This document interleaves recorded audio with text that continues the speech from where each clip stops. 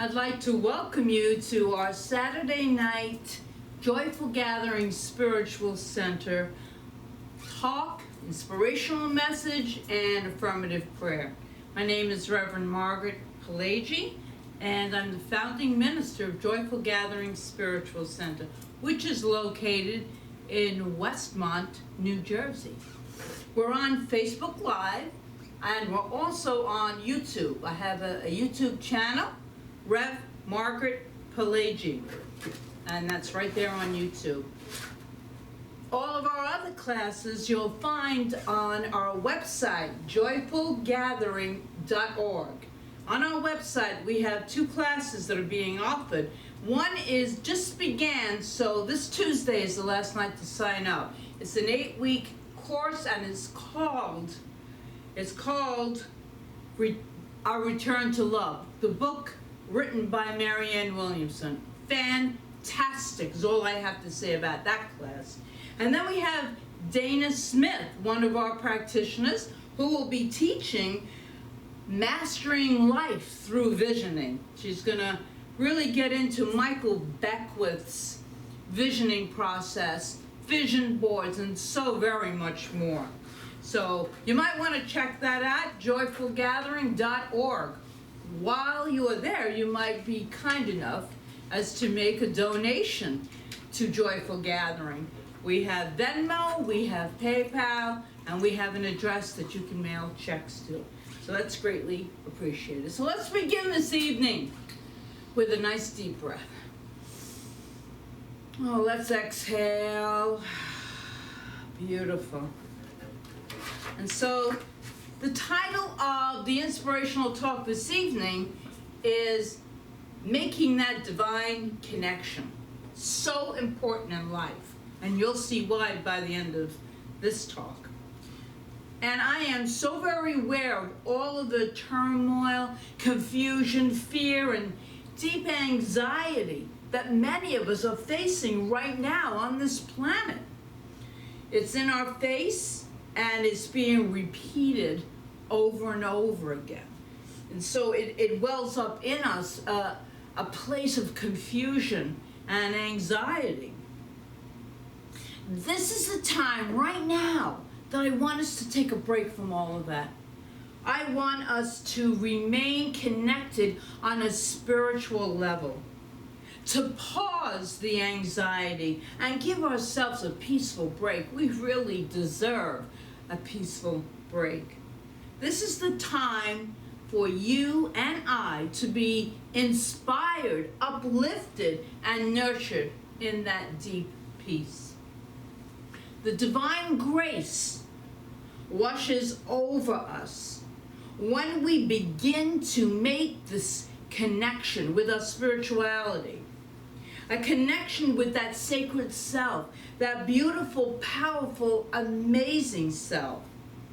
And what we will discover as we begin to make this connection, as we deepen into the knowing who we are as opposed to who we think we might be, is that we will automatically make that sacred connection. So I hope you're ready to experience a profound sacred connection.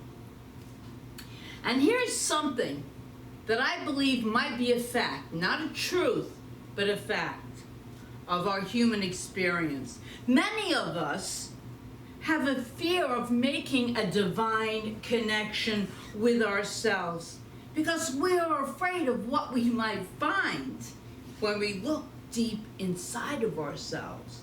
We judge, we blame, we criticize ourselves, consciously and subconsciously. Yet in truth, the deeper we look, the closer we get to making that divine connection.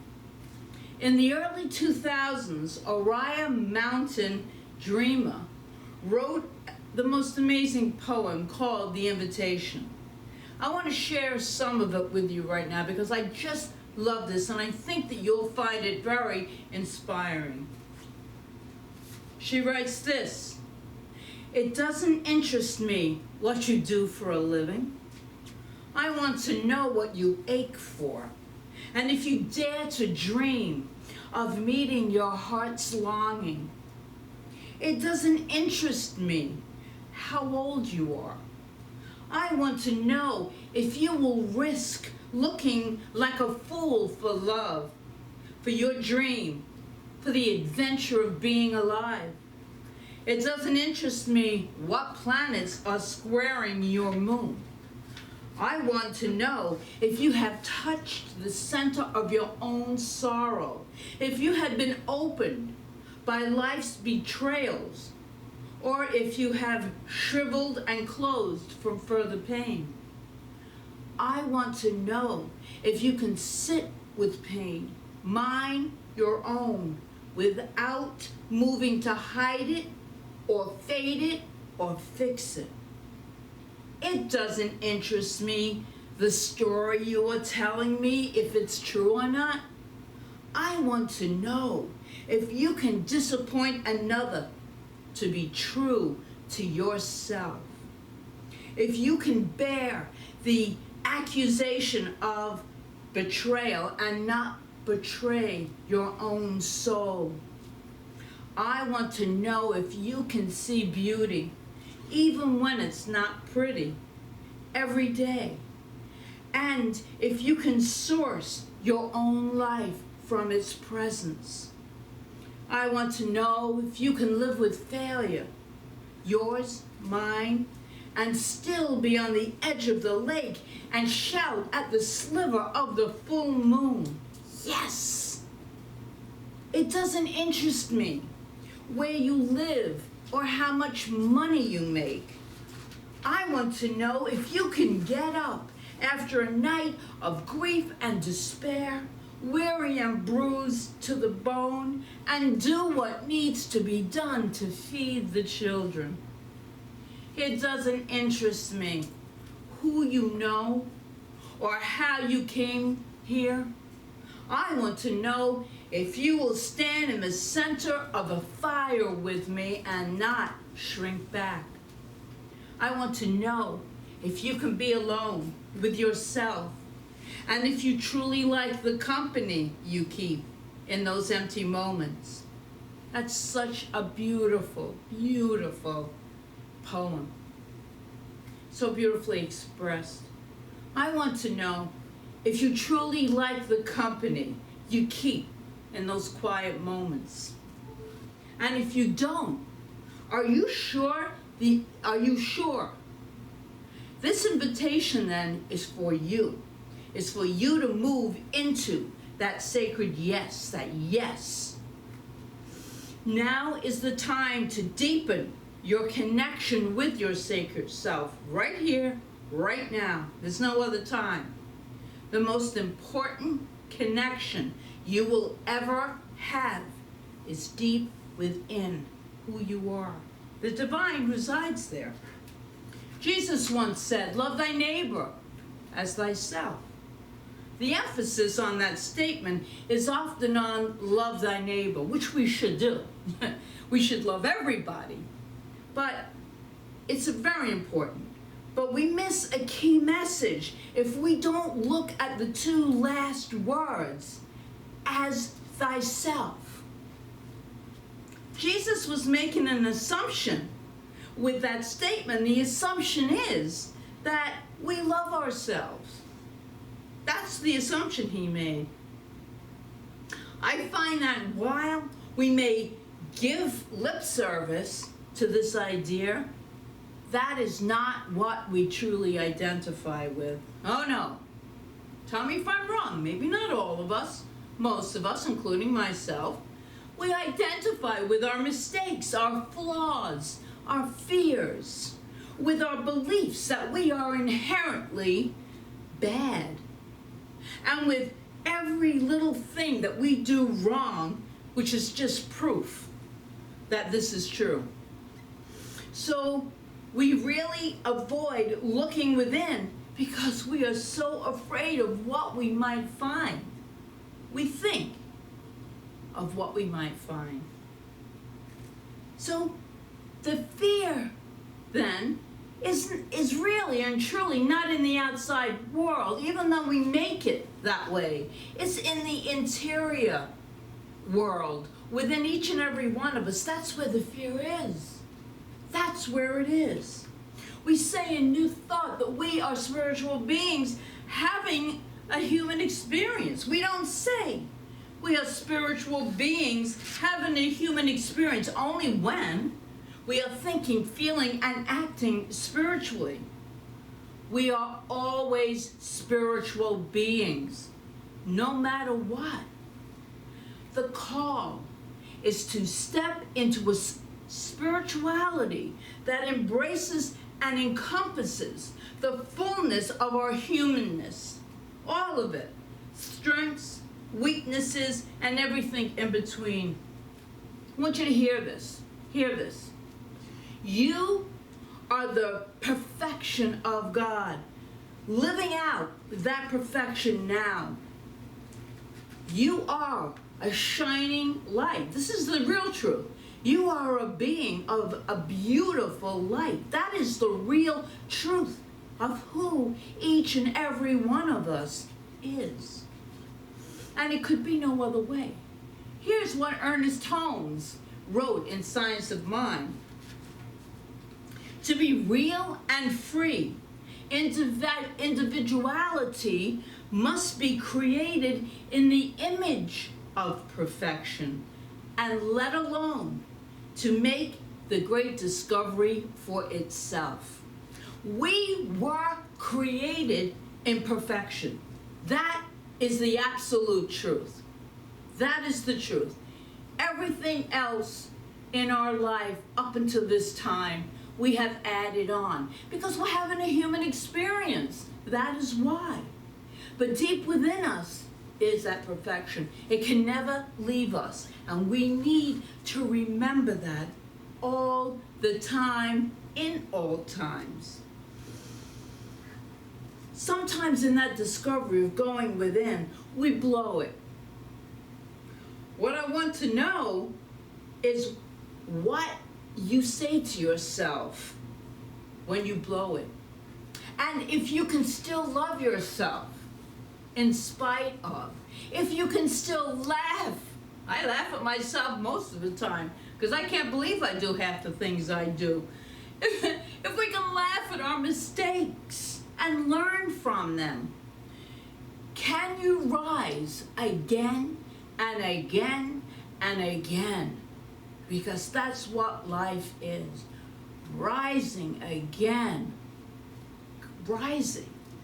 Michael Jordan, one of the greatest basketball players to come on the scene, once said, I've missed over 9,000 shots in my career. I've lost almost 300 games. 26 times I've been trusted to take that game-winning shot, and I missed. I failed over and over and over again in my life. And that is why I succeed. That is why we all succeed, when we learn. He, like so many other people, learned from any and all mistakes, misjudgments, and experiences.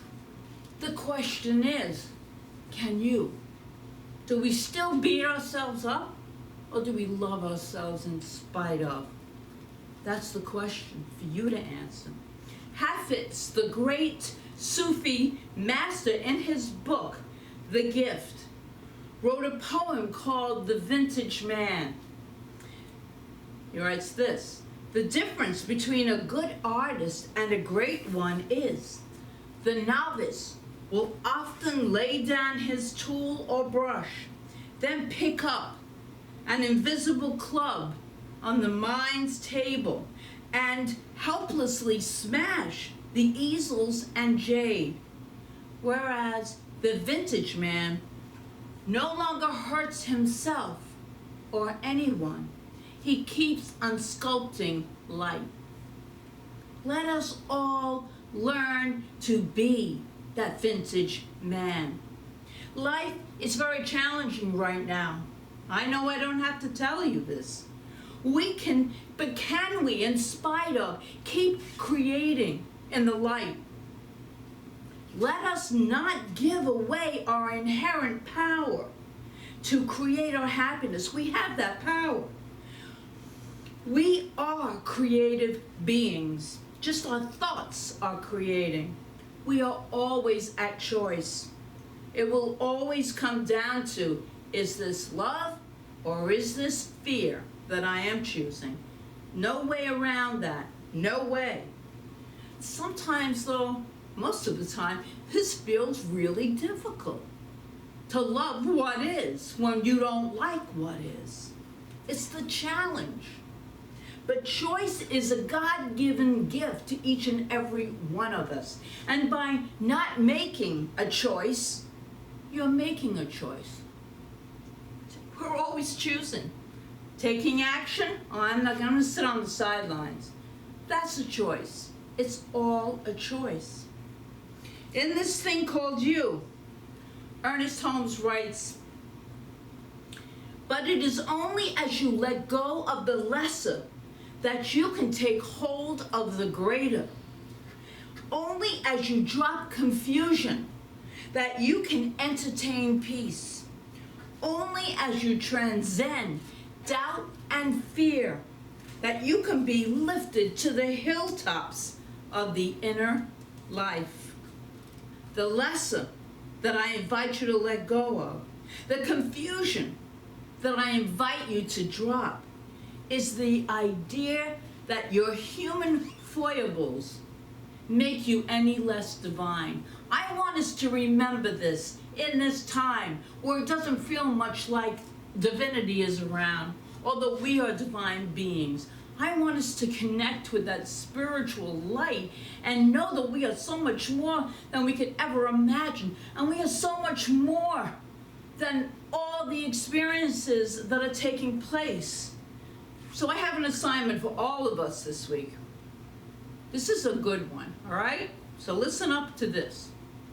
If you choose, you can find someone that you trust, you really trust, whom you know really loves you, and share with him or her a deep fear, a dark secret about yourself, something you've been hiding, something even you may be ashamed of, something that says to you that you are inherently flawed or bad or stupid. You get my drift. Tell them you want to do this so that you can get it out into the open, which will in turn release the hold it has on you so that you can see your divinity right in the middle of it, right in the middle of it. Tell them that their only job is to love you right through it, not to try to fix it or say, well, that wasn't too bad. No, just to hear you, just to listen. And let me tell you, I have recently done this. And my deep secret that I thought was so terrible, so awful that nobody could ever know this about me, I felt deep shame about it. And you know what? It was never as bad as I made it up in my head to be. And I was still loved. And you know what I felt? I felt so much freedom. I felt so light. It wasn't my deep secret that was so awful that would destroy me, that I would self-destruct if anybody knew. How crazy are we? And if someone asks you to be that person, consider it a sacred honor. So I'd like to bring this talk to a close with a reading from this thing called You. Then I'm going to go into affirmative prayer, so don't shut me off. That's what I miss about being in person. You can't shut me off when you're sitting in the seats. You're there. I'm here. So anyway, this is what Ernest Holmes wrote. Your search is after something great enough to lose your littleness in. Something within you worthy of immortality and eternal expansion. The world has not looked good for God where he may be found. The world has not looked for God where he may be found. Here is the great secret. There is only one God, one divine mind. That one is undivided, hence all of it present everywhere. This is Ernest Holmes. God is not only where you are, God is what you are. Take that in. You need to no longer go and search after him. Rather live and think from the union which you already have. Now in our New Thought spirituality, we believe in a complete unity. We believe that there's one mind, that's God's mind. That's my mind, right here and right now. That's what we believe. I invite you to really hear this. There is that within me which knows I am not only one with this power is actually flowing through me now. I am not only unified with this divine presence around me. This divine presence is my presence. It is the presence of my real and truth self. I am forever one with life. So make this sacred connection by going within. And know that when you do, you have connected with the divine that is the truth of your being. No matter what is taking place on our planet, please do not forget that you are loved beyond measure. You are a sacred child of the divine. Never, ever forget this. And so it is.